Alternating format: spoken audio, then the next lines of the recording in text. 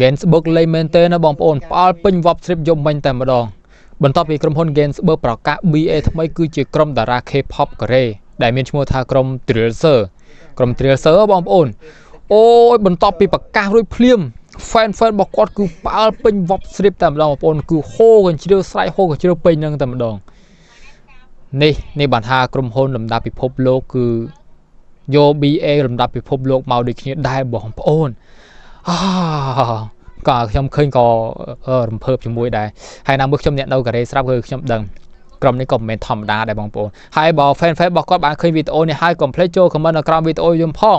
មានអារម្មណ៍មិនដែរបន្ទាប់ពី idol របស់យើងមកធ្វើ BA ក្រុម Gainsbourg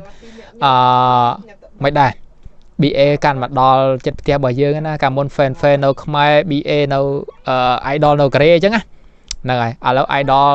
កើត BA របស់ក្រុមហ៊ុន Gainsbourg គឺ idol យើងទៅនៅខ្មែរហើយទៅលេងខ្មែររៀងញឹកហើយមិនដែរ fan មានអារម្មណ៍មិនដែរចាំជួយ comment នៅក្រោមវីដេអូខ្ញុំផងបាទអរគុណច្រើនជួបគ្នាវីដេអូក្រោយបាទ